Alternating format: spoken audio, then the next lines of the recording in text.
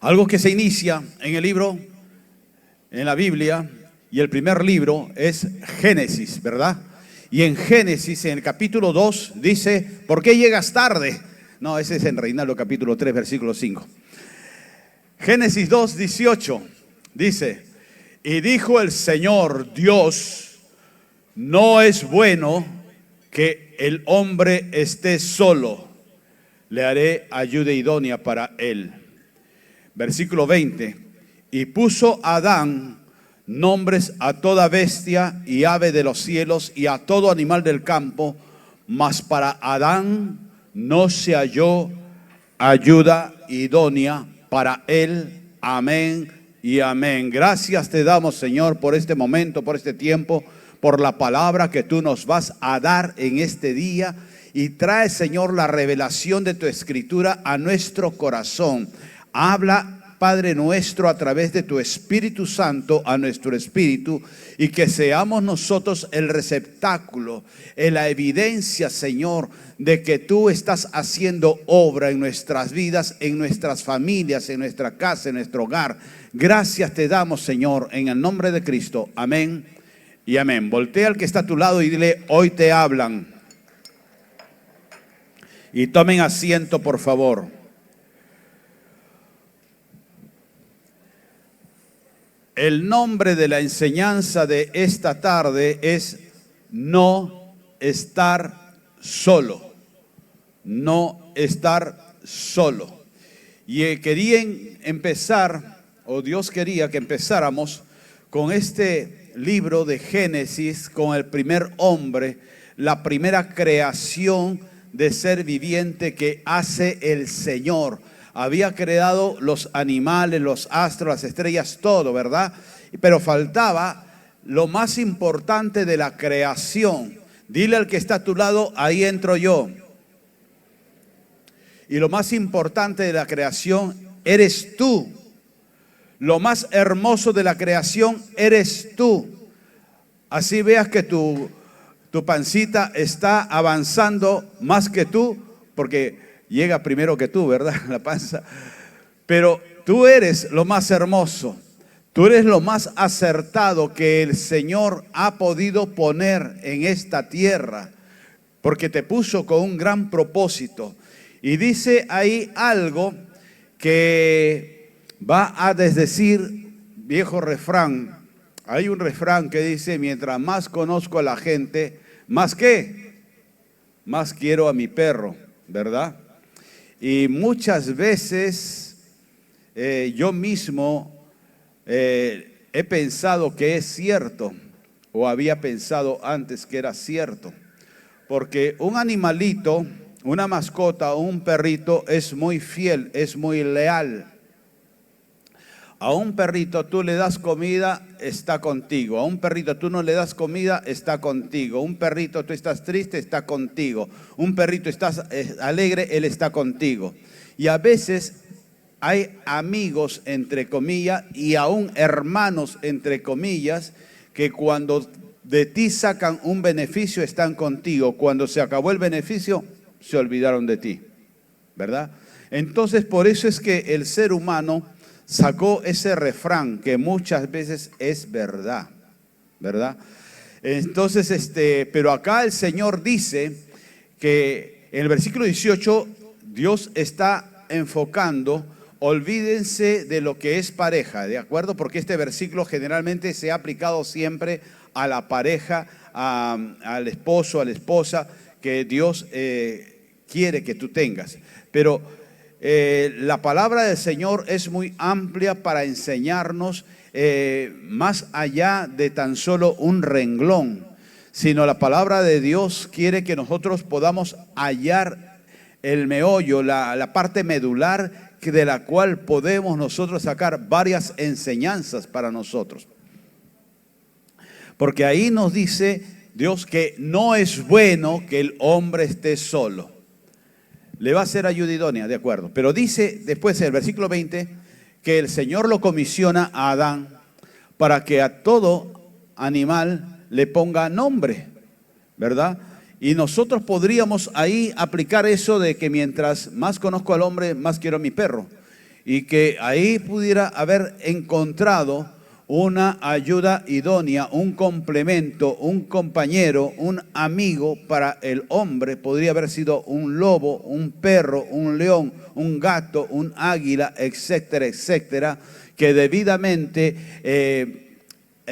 domesticada o dándole cariño está contigo, ¿cierto?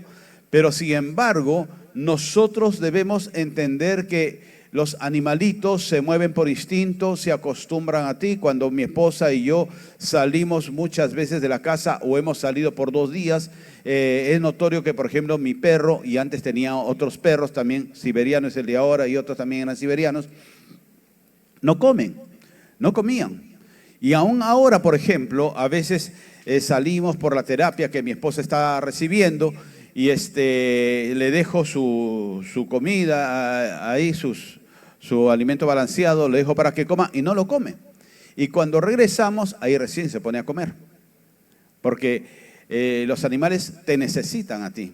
Cuando, por ejemplo, saco a mi perro a pasear, a que haga sus necesidades con mis bolsitas para recogerla, etcétera, pero sale con un gozo y con una alegría, como si fuese la primera vez que saliera. Y un día un vecino me dice, los animales disfrutan ese tiempo que salen con su amo. Y bien que sí, a veces parece que el perro me saca a mí, porque le pongo su correa, su correa para sacarlo, y él agarra y muerde la correa y me comienza a jalar, pues como diciendo, ya vamos, estoy apurado, tengo que hacer, vamos. Y él me lleva o yo lo llevo, no lo sé.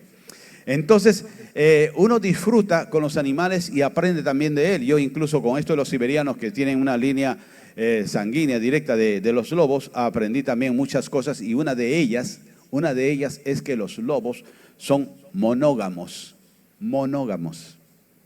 Se muere su pareja y se quedan solos. No buscan otra pareja. ¿Qué diferencia con el hombre, no? La mujer no se ha muerto y ya el hombre está buscando otra, ¿no? O esa es la esposa también, ¿no? Por malos tratos, qué sé yo, también le sacan la vuelta al marido. ¿Verdad, Cuto? Y sucede, pero los animales no son así. A pesar de que se mueven por instintos, pero tienen comportamientos que a veces uno tiene que aprender. Pero aquí, volvamos al título de esta enseñanza, no estar solo. Dios está viendo que el hombre no es bueno que ande solo. Y nosotros, si saltamos de ahí al Nuevo Testamento, en Mateo 18:20 dice, porque donde está un solitario, un ermitaño, un anacoreta, un traumadito, que me busque, ahí voy a estar yo, no dice. Dice, porque donde están 2 o 3 congregados en mi nombre, ahí estoy en medio de ellos. El Señor promete su presencia, pero para que nosotros también nos invita a que no estar solo, que no estemos solos. Por eso es algo absurdo y antibíblico cuando hay personas que dicen, no, yo no necesito ir a congregar, no, yo en mi casa, yo abro mi cuarto y ahí, como dice la palabra, me pongo en silencio y me pongo Dios y yo y Dios y ahí estoy bien. Leo la palabra y me pongo a rezar o a orar. ¿No has escuchado esto? No es bueno que el hombre esté solo. Es necesario que haya 2 o 3 reunidos en su nombre. Esa es la razón de las células que hacemos, en la cual se puede empezar con 2 personas, aunque sea el líder con el anfitrión, y ponerse a orar, porque dice ahí, ojo para los líderes de célula, ojo para los que van a empezar como liderazgo, dice, cuando hay 2 o 3 congregados en mi nombre, ahí estoy en medio de ellos. El Señor ha prometido su presencia. Si tú en esa casa te reúnes con el anfitrión, ya son 2. Y se están reuniendo a causa de ¿qué? De Jesucristo, del Señor. Entonces, cuando ustedes se reúnen entre 2 o entre 3 a hacer una célula, a hacer un momento de oración, una casa de oración, y se ponen a orar y a clamar al Señor, la presencia del Señor está ahí. El Señor garantiza su presencia, no a la persona que dice, no, yo y Dios y yo no necesito de pastores, de sacerdotes, de curas, de monjas, ni de nadie, ni de chancho que me rebuzne por ahí, sino yo lo que necesito es solamente Dios, mi palabra, y ya estoy ahí en mi cuarto. No, no es así. Dios nunca habló del llanero solitario. O alguna vez dice acá el llanero solitario, nadie, ¿no? ¿Qué va a decir? Pero Dios lo que quiere es que no estemos solos, que necesitamos nosotros estar reunidos. Y si no hay una persona, aunque sea, no aunque sea, sino también debes hacerlo con tu esposo, con tu esposa, y ya en el peor de los casos con tu suegra. ¿Qué vas a hacer? El diablo también estuvo en el Edén, ¿no? Y poder estar ahí unidos y decirle, suegrita, déjame bendecir, y oras por tu suegra. Ahora, las suegras no son malas, son perversas. No, de todo hay, ¿verdad? Hay suegras que son buenas, ¿verdad, Hernán? Sí. ¿No, Franco? ¿Qué vas a decir? ¿No? Si tu suegra es mi esposa. No, pero por ejemplo, yo les digo, el otro día converso yo con un amigo del colegio, miren ustedes, desde la primaria creo que somos amigos, imagínense. Eso era, compartíamos carpeta con Moisés, creo. Y y él me escribe, ¿no? Él vive en Estados Unidos, y él me escribe, me dice, ¿cómo está Teresita? ¿Cómo está tu esposa? ¿Cómo estás tú? Etcétera, etcétera. Y ahí dándome palabras de aliento, es cristiano también. A causa de él llegamos nosotros al cristianismo. Y bueno, y le digo, sí, no voy a negar que hubo momentos de bajón en mi vida, porque también me pregunta, además de mi esposa, después me pasa a preguntar por mí, cómo estoy en esto, ¿no? En estar ministrando la iglesia. Hubo momentos en los cuales quise dejarlo todo, me sentí apagado, aplacado, todas esas cosas, pero yo creo que la oración de la iglesia, como también la tuya, le digo, es la que me ha sostenido y me ha levantado. Si yo fuese un ermitaño y hubiera andado solo, no me levanto. Pero cuando somos más de dos, buscando la presencia del Señor con un propósito de orar por el que está caído, el Señor oye y el Señor levanta, el Señor te fortalece. Por eso no es bueno que el hombre esté solo. Cuando nosotros encontramos que la garantía de su presencia que nos da el Señor es que busquemos reunirnos con alguien que esté en la misma sintonía que nosotros, que esté en el mismo sentir que nosotros, y poder seguir extendiendo esto para que otros también puedan recibir de la riqueza que tú estás conociendo. No solamente, es que yo con mi esposa ahí es suficiente, pero no seamos egoístas. Porque también hay otras personas que necesitan de lo que tú estás viviendo y experimentando.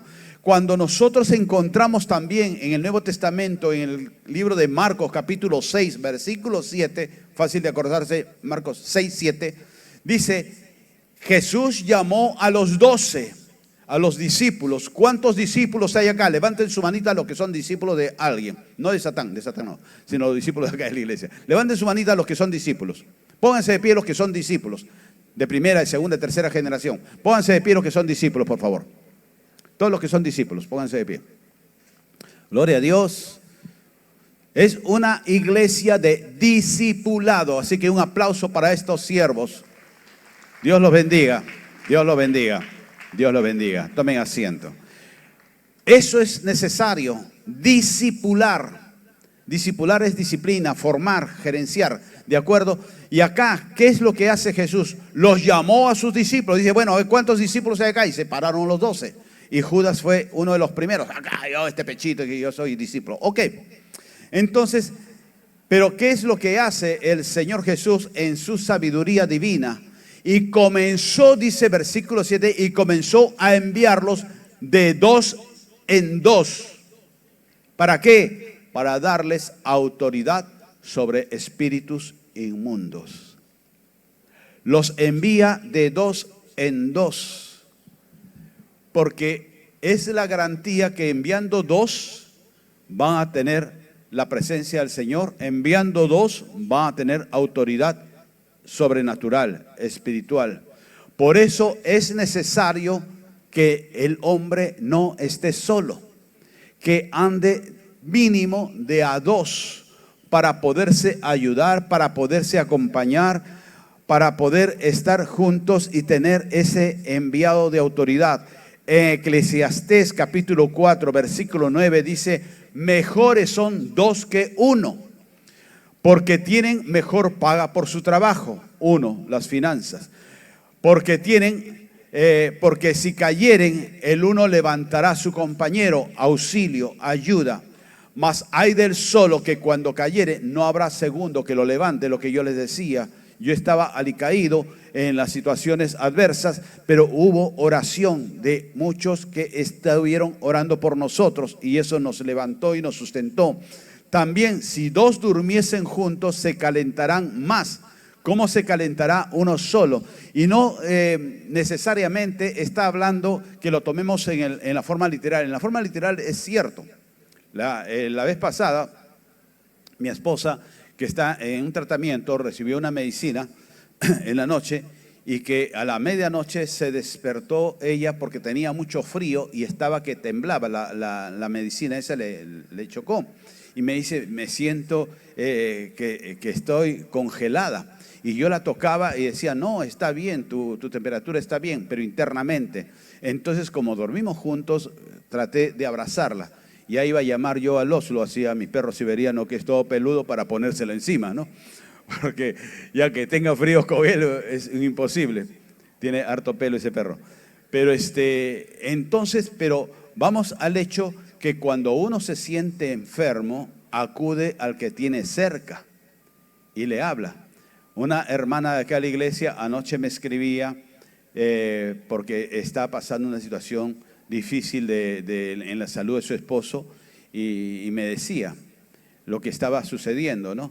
Y ya traté de darle una palabra para que se tranquilice y para que vuelva la fe en ella, vuelva el aire en ella, ¿no?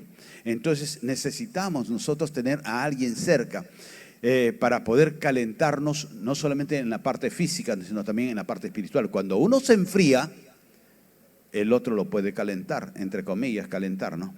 Cuando uno se aparta del Señor, el amigo le va a decir, pero vamos al culto, vamos a la reunión, vamos a la celda, esto te va a hacer bien, el Señor te va a hablar. Y esto sucedió en el año 92, 93, que nuestras madres estaban enfermas, de mi esposa y el mía, y mi madre, que estuvo de lo más bien, se puso mal y en cuestión de una semana fallece. Y la semana esa en la cual mi madre iba a fallecer, a mitad de semana, un día miércoles, había culto en la iglesia donde congregábamos y no tenía yo ganas de ir ni nada de esas cosas. Pero una vecina, que era también nuestra líder, me decía, vamos, Rinaldo, no, vamos, de repente va a haber una palabra que Dios te quiere hablar. Y yo le decía, no, estoy caído, estoy mal, me siento mal, mi suegra está con un diagnóstico de muerte, mi madre ahora está mal, no quiero ir. Y esta líder, esta amiga, me animó para ir y fuimos. Y justo ese día predicó un antiguo amigo mío que era pastor ya y que era un testimonio vivo. Y la palabra que dio era como para nosotros en esos tiempos que estábamos pasando. Entonces es necesario siempre, cuando una persona se enfría en el Señor, nosotros calentarlo con la palabra, con amor, con amistad, etcétera, etcétera. Y también dice en el versículo 12, si alguno prevaleciere contra uno, dos estarán contra él, y cordón de 3 dobleces no se rompe comúnmente. Entonces, igualmente, cuando uno está solo y es atacado, si está acompañado, su compañero, su compañera lo va a ayudar. Los griegos, los espartanos, etcétera, etcétera, ellos tenían escudos que a un lado eran curvos y al otro lado eran como cóncavos. ¿Por qué? Porque los guerreros estos que eran invencibles, cuando se juntaban un guerrero con el otro, la curva del escudo calzaba exactamente en lo cóncavo de mi escudo. Y entonces estaban unidos como un solo frente. ¿De acuerdo? Y eso es lo que nosotros debemos ser, un solo frente contra el enemigo. Algo que nos dice la palabra del Señor, ya para terminar casi, en Juan 10:10 dice que el enemigo viene ¿para qué? para robar, para matar, para destruir. ¿Quién hizo? ¿Por qué es que cayó Adán? Hemos empezado con el Génesis, con el inicio, y también en el inicio está la clave de muchas cosas. ¿Por qué cayó el hombre? Al cual el Señor dio a este hombre su aliento de vida y era la máxima obra. Era el representante de Dios en la tierra. Era hecho a su propia imagen del Señor. ¿Por qué es que cae? Porque el enemigo se mete en una serpiente y va y espera el momento en que Adán y Eva estaban cada uno por su lado, separados. El enemigo viene para destruir la unidad. El enemigo viene para romper la unidad del hombre. Por eso Dios dice en Génesis, no es bueno que el hombre esté solo, tenemos que estar unidos, pero no unidos como se dice políticamente, no, tú eres mi pata, tú eres mi hermano, somos hermanos en Cristo, amén, amén, amén. Sino interesarnos el uno por el otro. Saber cómo estás, saber cómo te va. Este amigo que les digo, que tuvimos un tiempo separados en la relación por X motivo, pero somos amigos de tantos años que se restauró la amistad. Pero él está en Estados Unidos, está muy lejos, pero él se interesa, si sea en la lejanía, se interesa cómo está mi esposa y cómo estoy yo anímicamente. Porque él sabe que mi esposa es mi vida y también yo y mi esposa tenemos una responsabilidad ministerial. Entonces él se interesa para que estemos bien. La pastora Claudia Fajardo, el pastor César Fajardo también, los pastores Switcher también nos han venido escribiendo cómo están, cómo les va, pero por separado, cómo está cada uno de nosotros dos. Ese es el amigo. Yo vuelvo a decir, en las iglesias cristianas hay cantidad como cancha, como dice nuestro presidente de la región, hay como cancha, hermanos. Todos son hermanos. Hermano, brother. Pero amigos, ¿cuántos son de esos? ¿Cuántos son realmente amigos? Contados a veces con los dedos de una mano. Y a veces nos sobran dedos, ¿verdad? Entonces nosotros tenemos que hacer amistad, porque dice ahí que el enemigo viene para robar, matar y destruir la amistad. Viene a destruir, ¿qué cosa? La unidad. Al enemigo no le gusta que hayan dos creyentes, que hayan tres creyentes, que haya esto. ¿Por qué? Porque esto atrae la presencia del Señor, porque esto nos da autoridad sobre espíritus inmundos, según el compromiso de la palabra. Entonces, por eso el enemigo sabe más Biblia que tú. Y por ello es que él va a procurar destruir. ¿Qué es lo que estuvo sucediendo con el gobierno anterior? Discúlpenme los castillistas. Pero ¿qué es lo que estaba sucediendo? Cada mensaje que daba el señor Castillo, lamentablemente, mal asesorado él, sigo creyendo en la inocencia del señor Castillo, sin ser castillista, pero mal asesorado, y cada mensaje, ¿qué cosa era? A dividir al Perú. Los blancos con los cholitos, los ricos con los pobres, y todos sus mensajes eran polarizar la nación, dividir. Y dice la escritura del Señor también que todo reino y toda ciudad dividida no permanecerá, no prevalecerá. En Mateo 12:25. El que viene a traer división es el enemigo, es el diablo. Tanto en la familia, tanto en el hogar, tanto en la ciudad, tanto en la política, tanto en los negocios, donde hay una división es porque el enemigo se le permitió ingresar. Nosotros debemos de sacar al enemigo de nuestra vida. El enemigo busca separar, aislar. Y la prueba lo tenemos, por ejemplo, con Elías. Elías se sintió deprimido, el profeta Elías, y quería morirse. Después de haber tenido una misión exitosa. 2 misiones exitosas, con la sequía que declaró y después con la muerte de los profetas de Baal, que él mismo los mató. Pero él quería morirse. ¿Por qué? Porque estaba solo. Se fue debajo de un enebro, él solo. Y él mismo decía, solo yo he quedado, le dice él a Dios. Y Dios lo corrige, le dice, no, Hay 7,000 que su rodilla no ha sido dobladas ante los Baales.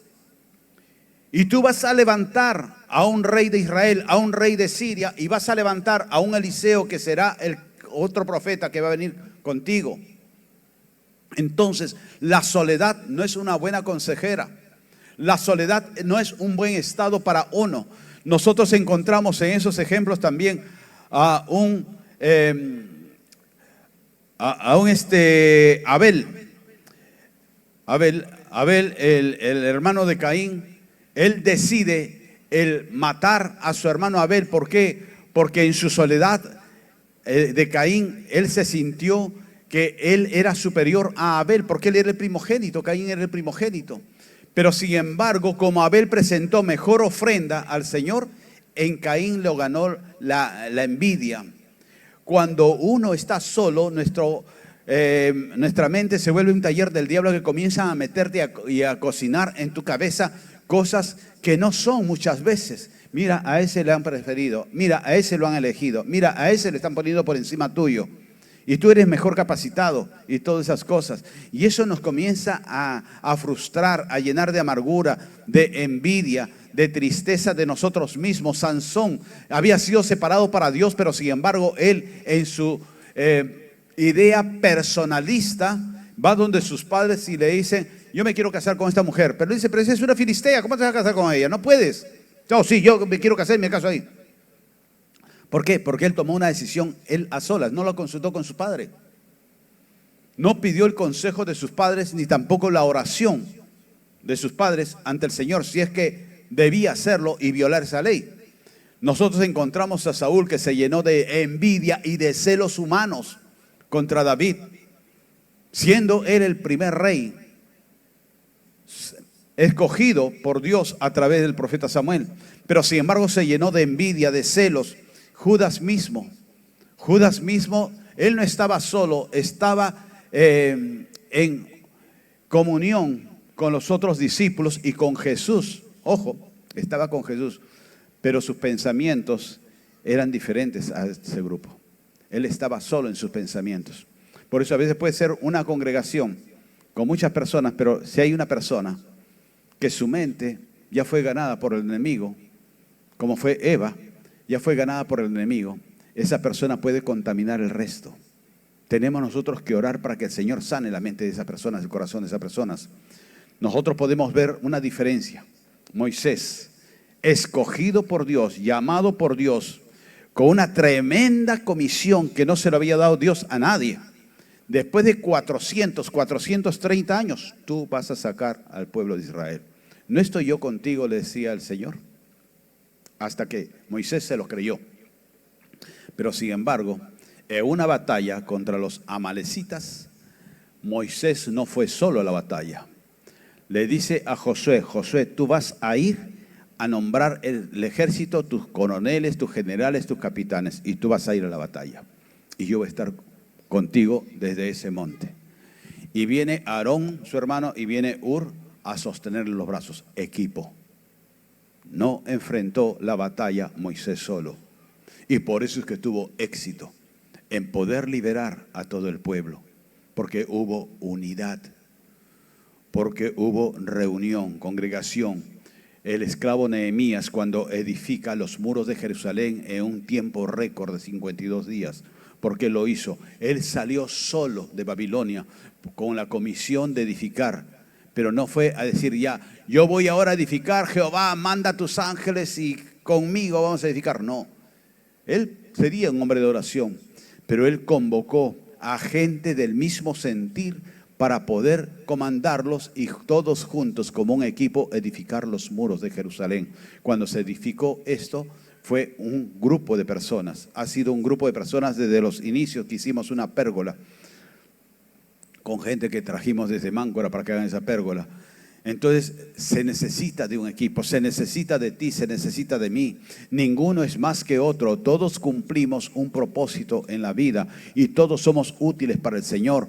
Cuando nosotros encontramos que Moisés mandó a 12 espías para ver la tierra prometida y 10 vinieron con un informe negativo, nefasto, y comenzó a cundir ese informe en lo demás. Pero lo bueno es que habían 2 ahí, Josué y Caleb, que ellos tenían el informe de parte de Dios, que si Dios lo dijo, Dios lo haría. Entonces eso equilibró la balanza. Tú puedes tener un grupo de personas, de familia, que algunos van a discrepar, se van a burlar, te van a criticar, pero habrá alguien de entre ellos que un día te va a buscar y te va a dar la razón. Y necesitamos nosotros encontrarlo. Nosotros lo que necesitamos es ser el instrumento para no andar solo, para poder ayudarnos mutuamente. Pero ojo, que no caer en el egoísmo, ayúdame a mí, dame a mí, sírveme a mí, ora por mí. Sino poder todos juntos también ayudar al otro, ayudar al caído, poder buscar personas que tienen necesidad para orar por ellos. Las personas que vienen por primera vez, igualmente. Comenzar una nueva vida. Hay una película, creo, historia, Cadena de Favores, que nunca he podido, lamentablemente, verla completa, pero se trata de que tú le das una bendición a alguien y esa persona le da a otra persona y otra persona, y eso es lo que debe ser el cristiano, poder bendecir a otros. Por ejemplo, yo estaba pensando comprar un cajón con muchos relojes, despertadores, y a los que llegan después que inicia el culto, venderles, no regalarles porque no se merecen, venderles un reloj despertador. Mi hermanito, toma para tu próximo domingo, toma tu próximo domingo. Eso uno, o si no, cerrarnos la puerta. ¿Cuál quieren, la primera o la segunda? ¿Qué quieren ustedes que hagamos? ¿La primera, dar el reloj o cerrar la puerta? ¿Qué es lo que quisieran? Ya vamos a cerrar las puertas. Antes lo hacíamos y era bueno porque eso nos formaba, nos disciplinaba. Entonces, nosotros tenemos que ayudarnos mutuamente para poder seguir creciendo en el Señor y que nosotros seamos el testimonio de que quién está en ti, quién te sostiene, quién te bendice, quién te levanta. Lo que hoy día estamos haciendo de un culto unido con las otras casas Renuevo, eso es lo propio, que estamos unidos. Por ejemplo, en el caso de mi esposa, les cuento algo, o quizás una infidencia. En el caso de mi esposa, que necesitaba una atención profesional después de que la operaron. Yo no soy profesional de la salud, pero hay una hermanita que es de Renuevo Moche y vivimos por ahí por Moche, y esta hermanita estuvo siempre dispuesta para ayudarnos, para ayudarla a mi esposa, y yo quería, como es meritorio, pagarle por sus servicios. Nunca me quiso recibir ni un clavo. Lo único que tenía que hacer es regalarle de repente chocolates o panetoncitos, qué sé yo, o algo, porque me sentía mal de poder tomar su tiempo profesional y no poder también reconocerlo eso. Pero ¿qué? Vamos a la enseñanza. Nos ayudó en el momento de la necesidad, en un momento difícil. Y nos decía, pastor, a cualquier hora, cualquier día, llámeme. Si no estoy trabajando, yo estoy acá. Y así ha sido muchas veces que mi esposa necesitaba algo de inmediato. Mis hijas ayudan a medida de lo posible, pero no son profesionales de la salud. Pero esta hermanita es una bendición. Entonces, así tenemos que ser nosotros. Dile al que está a tu lado, yo quiero ser tu bendición. Amén. Y poder nosotros entender de que Dios te dio un llamado, no solamente para que seas la máxima obra de Dios, lo hermoso que eres delante de Dios, delante de los ojos de Dios, sino para poder bendecir a otros.